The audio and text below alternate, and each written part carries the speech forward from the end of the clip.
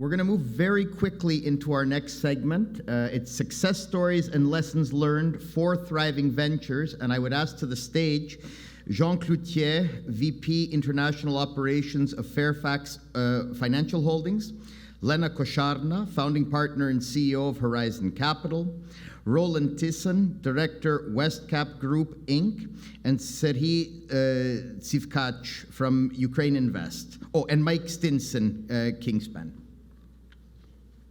I think we'll keep the same tradition, Lena, and I think we'll let the lady go first. Thank you so much. It's wonderful to be here today at this conference, at this historic moment, people coming together to stand with Ukraine and also to think about the future together. So first I want to say how incredible it is to follow such an amazing presentation from the Ministry of Digital Transformation. And I know that being in Ukraine, I know that the ministry and what Ukraine is doing in terms of tech and digitalization is leading the world.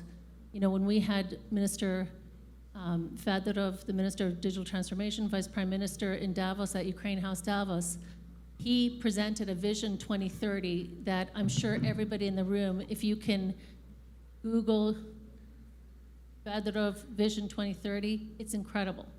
And it's what we look forward to, which is a paperless country, a country that is fully digitalized, a country that is an Israel within Europe, that is able to protect not only the country using technology, but also individual production sites, cities, towns, villages.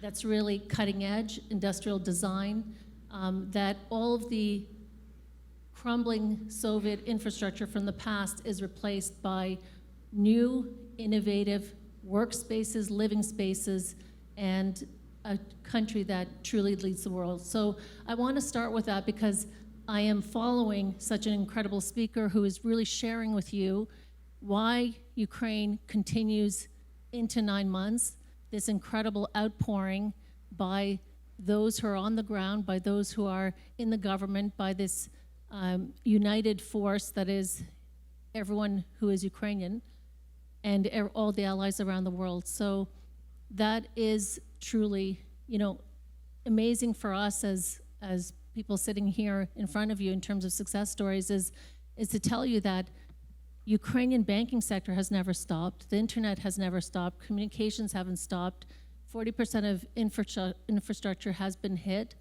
and Ukrainians find a way to be resilient, to keep things moving, to keep, you know, cafes and restaurants and businesses and people working on the ground. It's incredible. I don't think there's a country like that. So for me, I'm very proud to be here in front of you. I'm Lena Kazarny. I have been in Ukraine for 30 years. I'm Canadian. I run the largest private equity firm in the country. We are absolutely blessed to have incredible investors behind us. I see IFC here, International Finance Corporation, EBRD. We have 5 governments who back us, US, European institutions, and private investors, all told 570 billion in capital, and we've put 1.2 billion of the assets that we've been entrusted to work in Ukraine. 160 deals, 77,000 people, and when the war started, and of course we say full-fledged invasion because for all of us on the ground, the war started in 2014. And everyone has been building resilience since then. And there isn't a person who doesn't have a business continuity plan and doesn't think of what they're going to do in an event like we saw February 24th, which was a full-fledged invasion. What we've done, of course, is, you know, beyond Horizon Capital, which is not a large team, but on the ground in Ukraine and has been throughout its existence, we have 26,000 people in our Horizon Capital family because we back companies, we back entrepreneurs, we give them growth equity so that they can expand their businesses. So 26,000 people that we've been standing with the founders and the management teams in the companies shoulder to shoulder since. So I know that I talked a lot, Sean. You probably wanted me to just introduce myself, but I'm very happy to be here today and look forward to this panel. Thank you.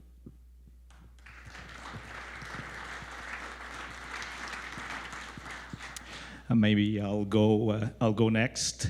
My name is Jean Cloutier. I represent Fairfax Financial Holdings. We're relatively recent in Ukraine. We actually bought a company from Lena. I know, thank you so much. Jean and I cut the deal together, thank you. But first, and I think we're here to talk about success stories and reality. And it's a little, difficult for me. But first, I have to start that I'm here on behalf of one of our colleagues, Natalia, and her husband that were killed really for no reason in Kyiv in March. And for Ilya, who's the husband of Yana, 21-year-old employee of ours that also was killed in March. Good news is Yana, her mom, and her 2-year-old daughter are now in Canada, starting a new life. And but that's the reason I'm here. That's the reason Fairfax is in Ukraine, is to help and support our people. A little bit. Our presence in Ukraine, mainly insurance. And like I say, we're relatively recent, but we own 3 insurance companies. We're the largest non-life insurance group. You might know some of these names: ARX, Universalna, and Colonnade. So we're the largest non-life group in Ukraine. We have about 15% market share. Probably more important for us is we're the most profitable. And with insurance, we get money to invest, maybe not as much as Lena, but we have about 100 million, over 100 million invested in Ukraine, and that's growing. You heard agriculture being a big part of the exports. We'll highlight 2. One is Astarta, which is one of the largest agro-industrial company. And we also have ownership in Ovostar, which is egg producing. I've been asked to, in terms of that business, what have been the challenges. I think you've heard a lot of it before in terms of regulatory. We've been working with regulators in Ukraine, especially now under the National Bank, in terms of insurance laws and regulations and proper governance. Canada is well recognized, especially with OSFI, and I know our regulator is also working in Ukraine, so we're deeply involved. I think a lot had been done on the banking side. I think a lot needs to be done on the insurance, but there's lots of progress there.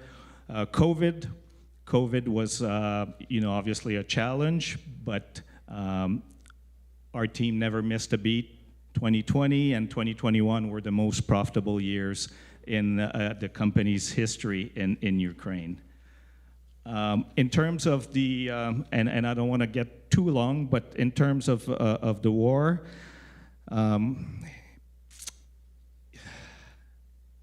from day one, the focus has been on the safety of our employees.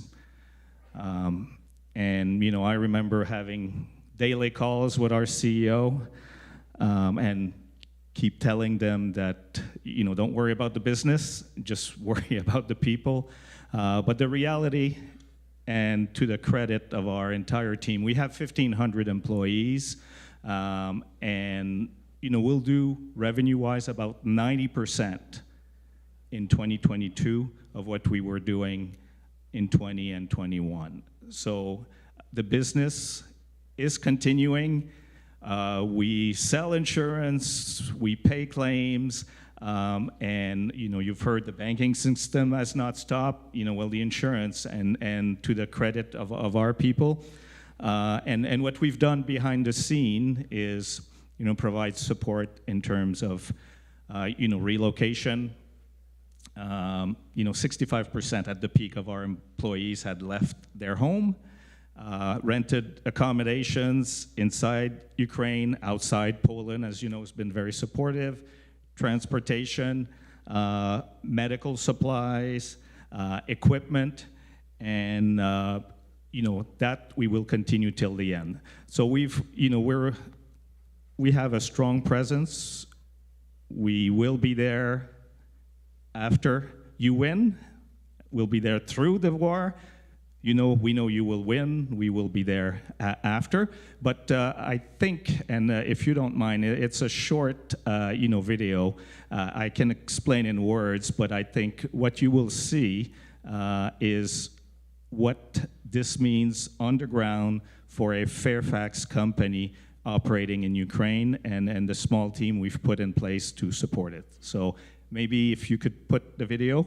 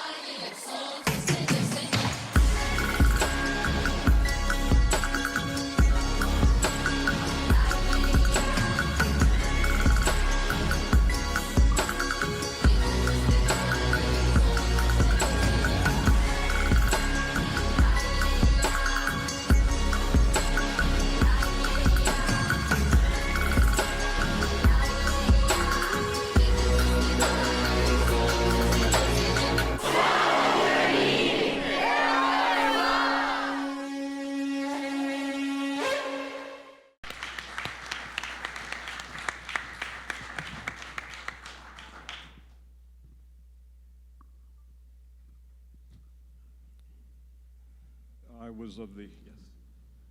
Thank you so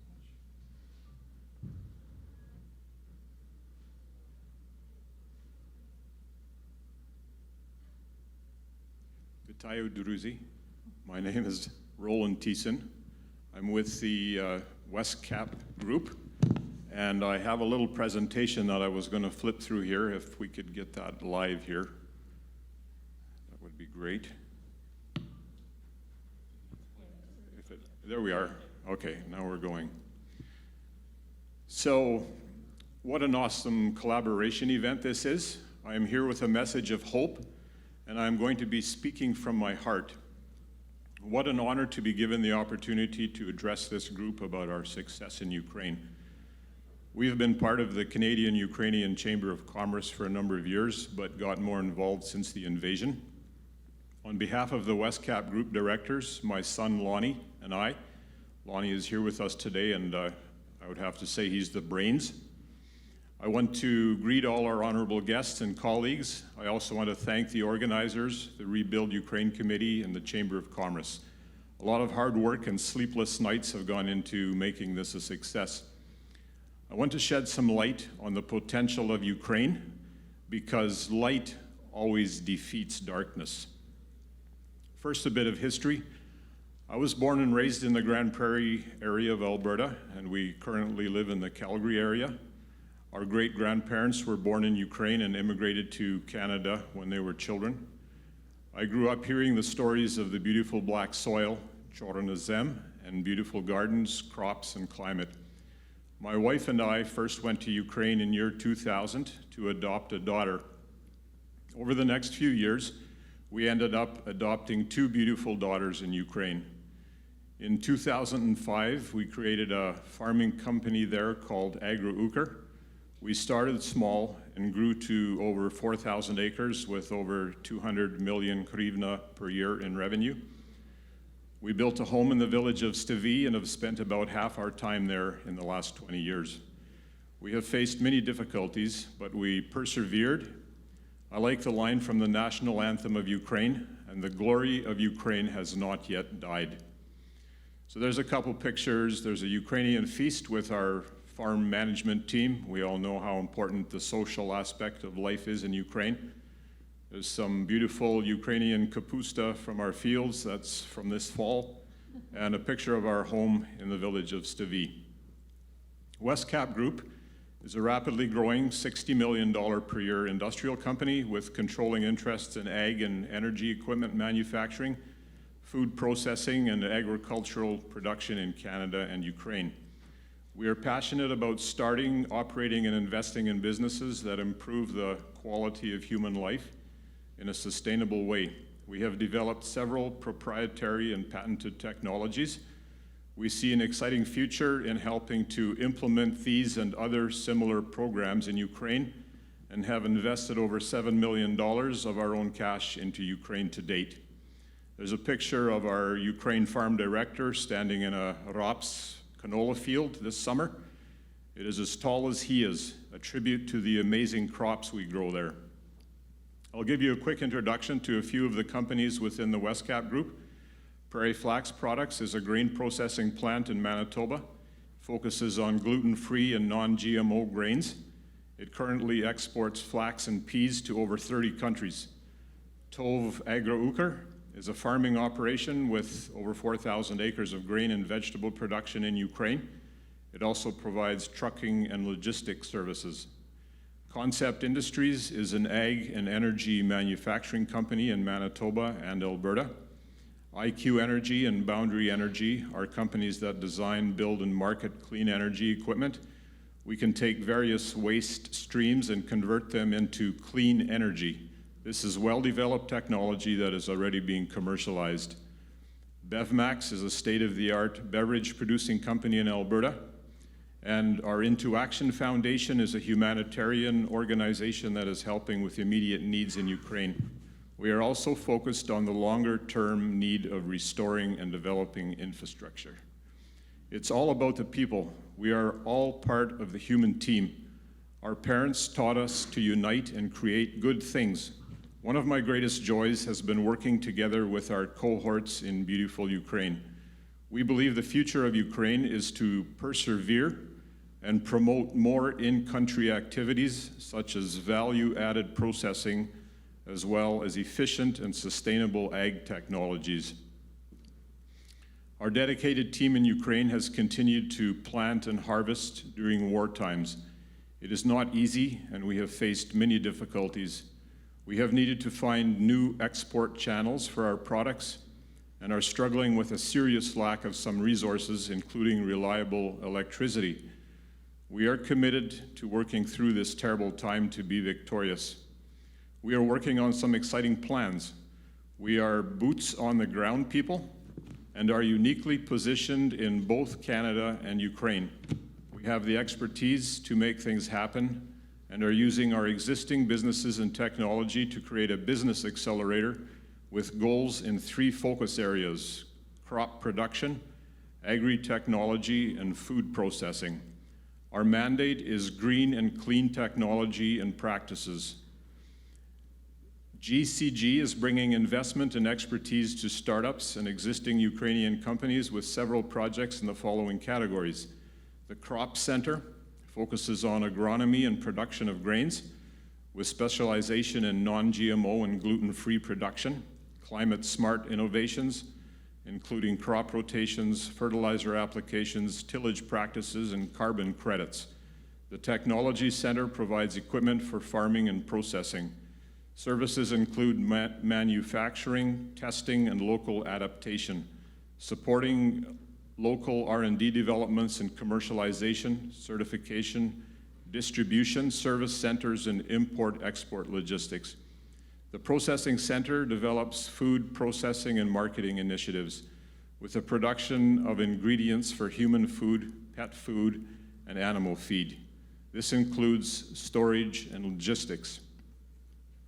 Our project objectives are to transform the way agricultural companies do business in Ukraine and equip Ukrainian farmers with new tools for innovative, sustainable agricultural practices, fill the gap of bringing green and smart agri and food processing technologies to Ukraine, and in turn from Ukraine to Canada and the rest of the world. Provide full turnkey services for green technology manufacturers to enter the Ukrainian market. Become a #1 supplier of premium gluten-free, non-GMO ingredients from Ukraine using international quality control practices. Our growing portfolio of green and clean technology includes an energy-efficient grain drying system, an ozone generator with a patented application system for reducing harmful bacteria in grain, waste-to-energy systems and pyrolysis equipment. A partnership with Carbon Asset Solutions has created the fastest, most accurate, verifiable, and cost-effective tools for measuring sequestered soil carbon. We connect the asset, soil carbon, to capital markets through Microsoft Cloud and a blockchain service facilitating trustworthy pricing and trading of credits. We have several technologies currently under NDA, including green fertilizer production. Many of the necessary tools are being developed and already exist to produce high-quality food with less carbon, and they require mass implementation.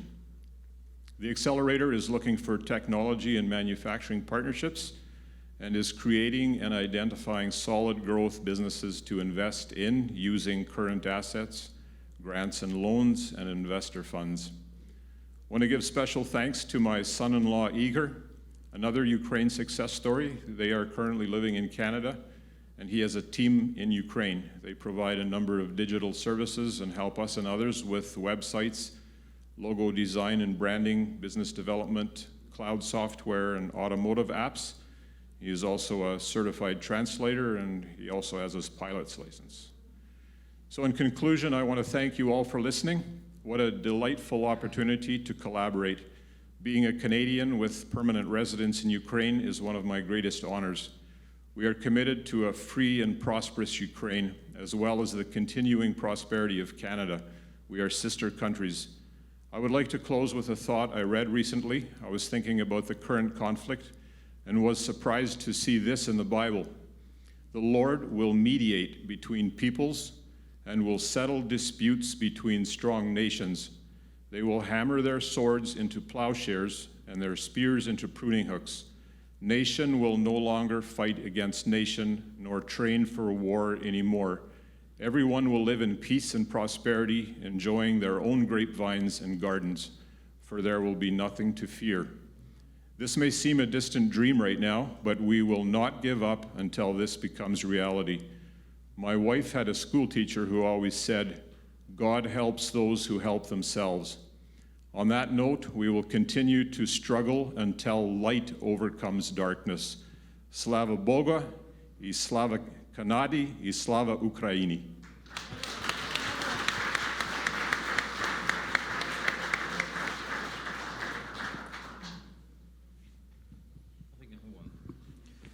Good day, everyone. I'm Sergei Tsivkach. I represent Ukraine Invest, Government of Ukraine Investment Support Agency. Since appointment in 2020, we have managed to attract and unlock foreign direct investments in amount of $1.8 billion US. We have provided more than 5,000 consultations to businesses that are interested to operate in Ukraine and resolve more than 150 issues that investors were faced with. And we are happy to see that this number is going down. So it means that Ukraine is changing. Can I ask you for a clicker? Thank you. So I will make a brief presentation about opportunities in Ukraine, because we are responsible for reconstruction of Ukraine as any agency in Ukraine. But we are specifically focused on attraction of private sector into reconstruction effort. Ukraine will be able to rebuild its critical infrastructure, I'm sure, and our international partners will provide strong support here. But if we want to rebuild Ukraine 2.0, country with not only raw exporting materials model, but we need to build manufacturing facilities with high value added, then we need private sector. We need technologies, we need your access to supply chains, we need your knowledge, we need your friendship, and we need to create a platform where we can cooperate on a win-win basis when Ukraine is being developed and foreign businesses, Canadian businesses, are getting profits effectively in Ukraine. When you promote country, probably it's one of the strongest things to show how country is being resilient during the war. So I will show you some macroeconomics briefly. Our level of international reserves as of October 2022 is $25 billion US. In February 2022, the level was $28 billion, so the gap is not huge at the moment, and we are managing to sustain that. Our exports and imports are a bit similar to pandemic year, which is still impressive because during the war, obviously, it's very hard to do business. We have received a lot of support from foreign partners, and about 36% of state budget was financed by international partners, namely USA, EU, Canada, IMF, and other countries. Resilience of business, this is what important for you. When the war started, when we were invaded, about 86% of Ukrainian businesses, they stopped operations, fully or partially. What we see right now in October and November 2022, about 90% are back to business. But we need to remember that more than 400 facilities, manufacturing facilities in Ukraine, were destroyed or damaged by Russian missiles and Russian military action in Ukraine. It's a big number, and investment only in this facility will reach tens of billions of dollars to rebuild it. But we need to remember that Ukraine is a big European country. We have more than 500 big enterprises, we have more than 16,000 of medium-sized enterprises, and hundreds of thousands of small and micro enterprises. So that's why the country is resilient and business is getting back to their activities, and we expect stronger growth of activities in first half of 2023. I will now move to a sectoral overview, and I'll present you some cases, practical cases. So Ukrainian building materials sector. This sector was growing in terms of export from 2017 to 2021. You can see how we managed to increase exports of wood, ceramics, iron, steel, plastics, and other materials. But still, penetration of imports into Ukrainian markets is quite huge. It's about 71%. So it's a huge opportunity for foreign companies to enter Ukraine and specifically support rebuilding of our country, because construction materials will be needed at a very significant level. So one of the projects that you may consider is a project to build manufacturing of float glass in Ukraine. Investment around $250 million. Own financing of the company already $80 million. Payback period 10 years. Facility will be able to produce 18 million square meters of float glass per year. It's bigger than Ukrainian market before the war, consuming of Ukrainian market. But in Ukraine, just think about that figure. 74 million square meters of property was destroyed or damaged.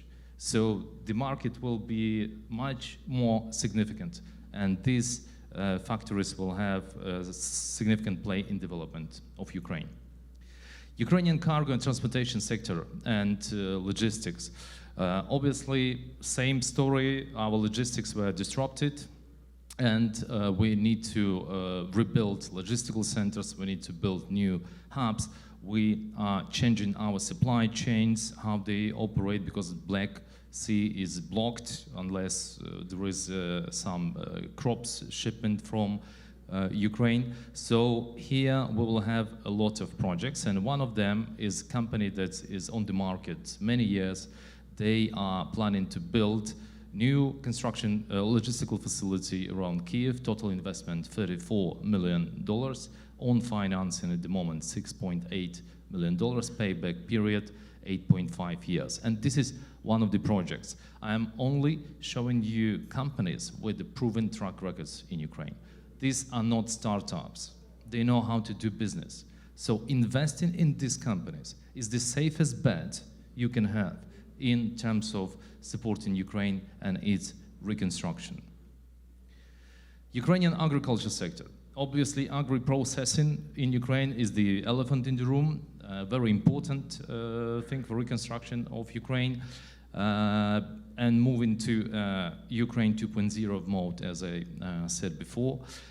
At the moment, before the war, about 47% of exports, agricultural exports from Ukraine, were raw materials. When we compare this to European countries like France, Austria, or other ones, they have export of raw materials just under 21%. So we have a lot of room for development, and Ukrainian agricultural sector is ready for Canadian technologies, ready for partnership, and ready for joint investment. One of the projects, one more slide about agriculture. Significant part in Ukrainian economy, 11% of Ukrainian GDP its share of agriculture, $28 billion agriculture export in 2021, and share of employed people in agriculture, 14%.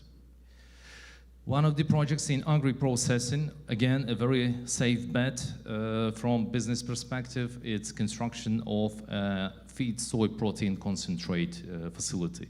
Total investment required $62 million, payback period 5 years, and IRR 35%. It's the highly technological processing plant that will be built in Ukraine, and I would really ask you to consider this possibility as well.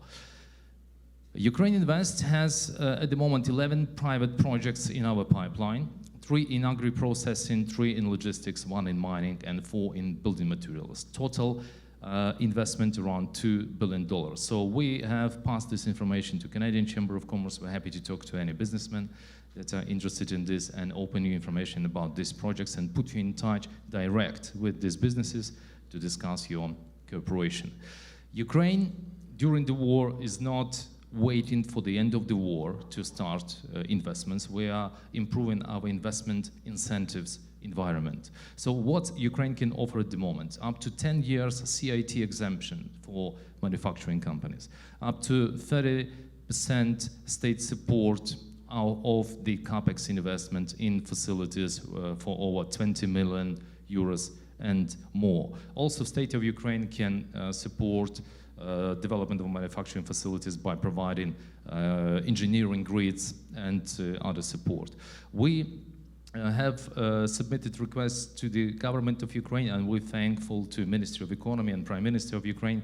Now, the law on support for investment projects with significant investments will be updated, and the threshold of minimum investment will be 12 million instead of 20 million, and the number of required working places will be 50 people instead of 80. So that gives you opportunity to bring more technological manufacturing facilities to Ukraine. And there are a number of additional changes that I can tell you face to face, not to spend more time here. So Ukraine is getting ready for rapid development of manufacturing. We have conducted a survey amongst investors in Ukraine, and 89% said that they will consider investing right now or planning their investment in Ukraine if there will be investment insurance programs available. This is very important, and government of Ukraine is working with a series of stakeholders. You have heard already from World Bank today about mega pilot projects. And they are not the only ones that are ready to support investments into Ukraine. Also, companies can apply to US Development Finance Corporation to get war risk insurance and political risk insurance, and also to the Ministry of Economic Affairs of Germany. They are specific programs, so MIGA can cover only foreign investment and foreign finance that will direct it to Ukraine. USDFC can cover companies with American-related project, and not only American-related project. And Ministry of Economy of Germany will be ready to cover German businesses that will be entering Ukraine. Also, we have spoke to EDC, and we hope to have some good developments in terms of cooperation between Ukraine and EDC in order to cover Canadian investments into Ukraine. So, now, success cases. Just today, I have received requests from a German company. They will be investing over 20 million euros in agri-machinery. So this is something new that we will start. But Now I want to tell you about project that is very important for Ukraine. Company Kingspan, a global leader in production of insulation and construction materials throughout the world. They operate in more than 70 countries. They were the first ones to leave Russia and one of the first ones to announce significant investment in Ukraine. More than 200 million euros will be invested in the western part of Ukraine. About 1,000 jobs will be created. And this is a very good example how to do business in Ukraine. You have to start your planning now, as Kingspan is doing. Because when the war will end, you will have to start your operations straight away. If you start planning your investment, when the war will end, you will be behind. So I would really encourage you to think about investment into Ukraine right now. And on this note, I would like to pass the floor to Mike Stenson, who is the head of innovation of Kingspan Company and the head of Ukrainian project in Ukraine. Mike is joining us online, and you will be able to hear first-hand experience in person from him. Mike, the floor is yours. Can you hear me? Yes. Very Yeah. good. Okay. So thank you for the opportunity to maybe give an update on where we're at with this project. As Sergey said, Kingspan is a global provider of building materials with locations in many countries, including Canada. And we've been present in terms of in the Ukraine for a number of years, but importing from other Eastern European countries. Earlier this year, our group board in Ireland decided that as part of the strategic plan for the next level of next phase of business growth in Central Eastern Europe to go and make this investment. For us, it will act as a beachhead for further development of the Kingspan business in Ukraine. And from a Ukraine point of view, it will help in the creation of an export-led, higher value-add set of products to help the Ukraine economy. And obviously, the material can also be used with the reconstruction of the Ukrainian economy. The project, as Sergey mentioned, we've been working away at planning. We've put a project team in place.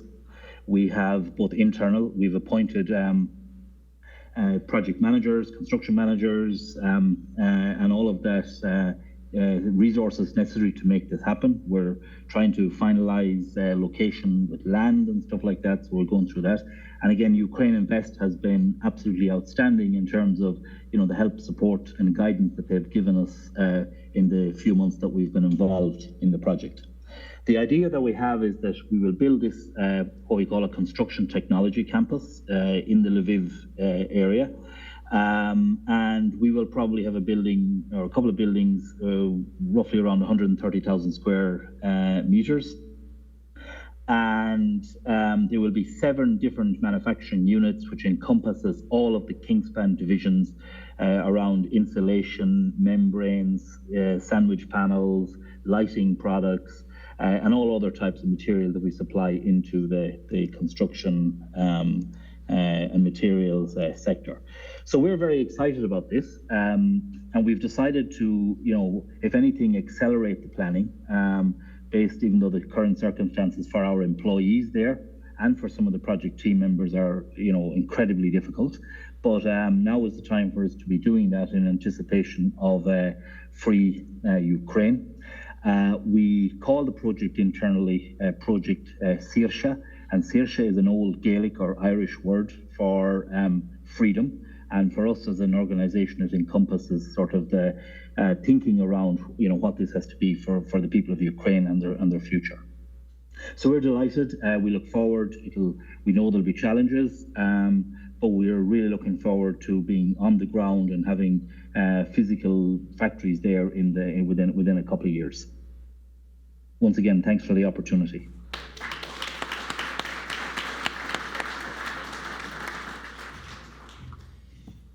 Thank you to all our speakers. Lena, I owe you an apology. There was a technical difficulty at the beginning, so if you'd like to go through your presentation, we'd be delighted.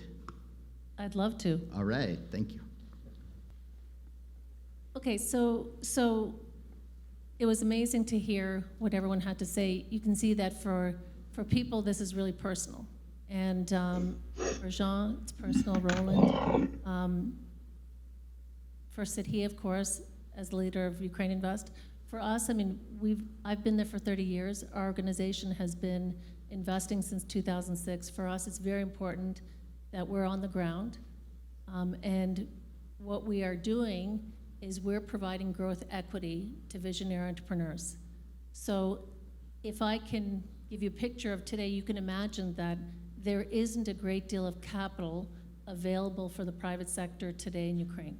And that's the reality. The reality is that when you look at even loans, with the hike of the discount rate to 25%, what Ukrainian businesses are facing is if they can get even a loan in local currency, it's to the tune of 25, 30% interest rate.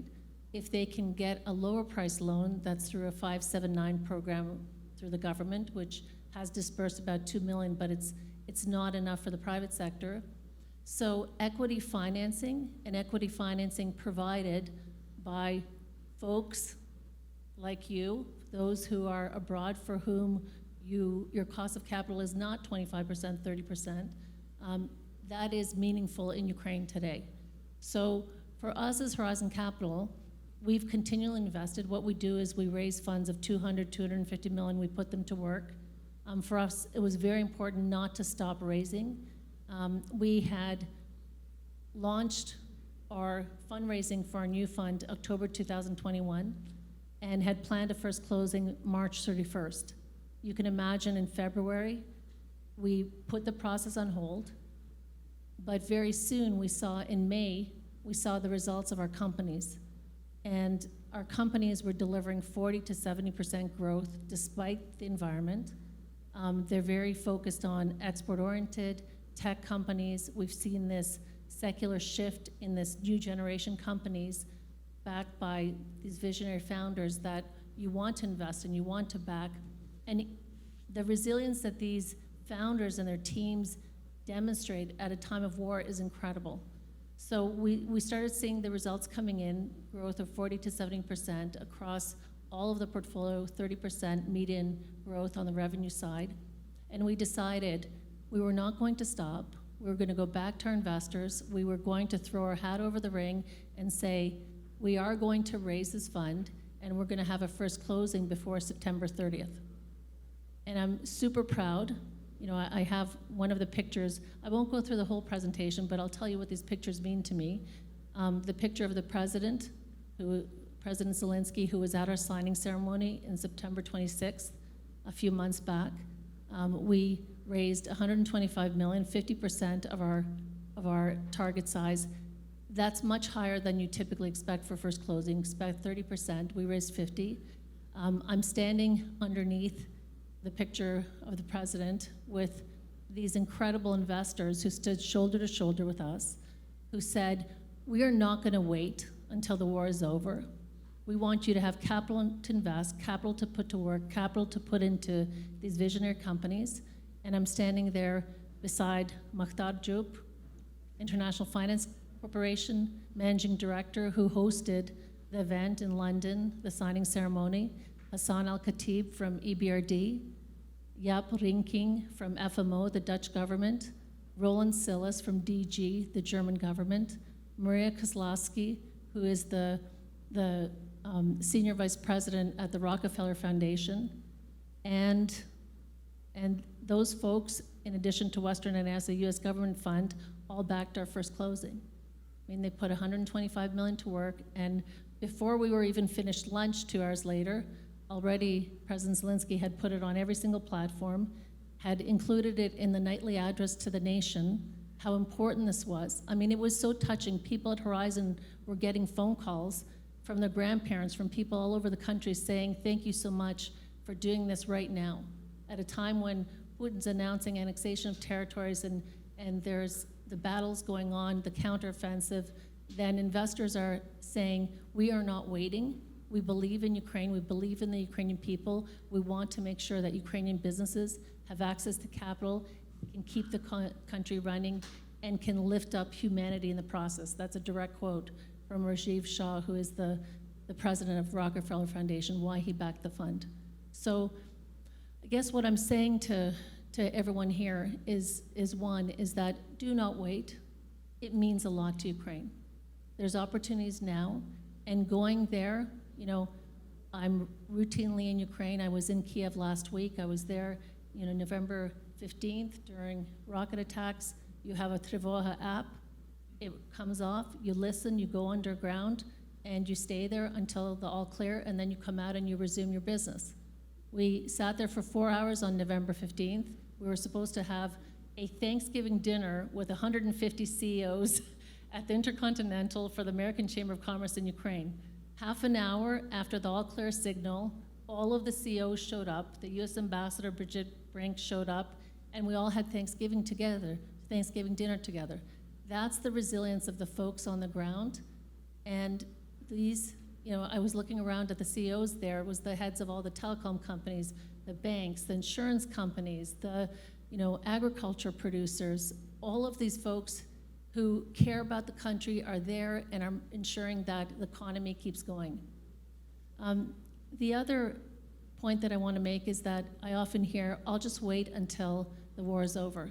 You can imagine what the lineup is going to be to Sidhi's office at Ukraine Invest after the war is over. You know, the folks who are really thinking big and have a strategic vision and realize that Ukraine plays a central role within Europe. Ukraine is an incredibly large country.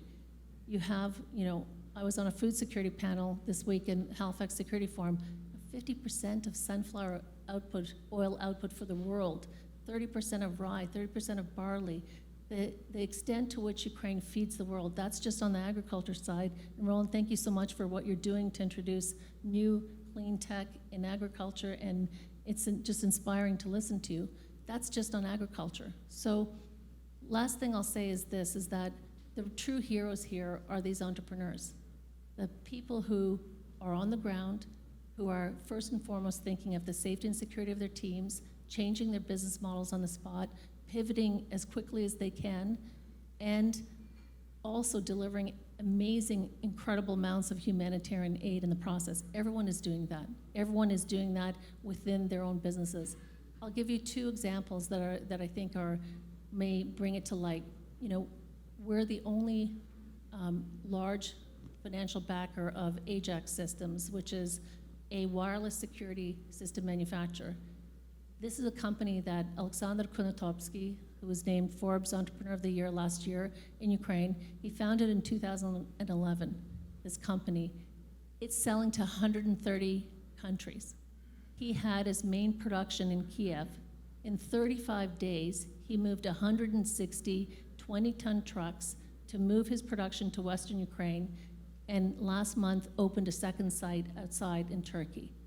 I mean, that's 35 days. Imagine 35 days, your entire production that you are selling to the entire globe, 130 countries. He is an incredible entrepreneur, and he deserves all the kudos for everything that he does. You know, Mirtech, our last investment that we've made, I think Olya and Oksana are here. Where are you? There you are. I mean, this is a company that, you know, 800 people, they have this, they're named a rising star in the global outsourcing top 100. 800 people, R&D, much of it in Ukraine.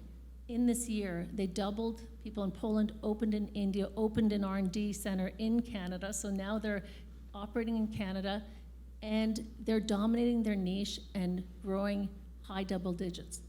It's incredible. This is the resilience of the business community. So what I'll say to those who are waiting, don't wait. Come to Ukraine. You can talk to me, to Jean, to Roland, to Sidhi, to folks on the ground, to the business associations, and Ukraine will remember. Ukraine will remember those who are here standing with her shoulder to shoulder, contributing to the resilience, believing in the country, and bringing their capital and investing in folks who will not let you down. Thank you.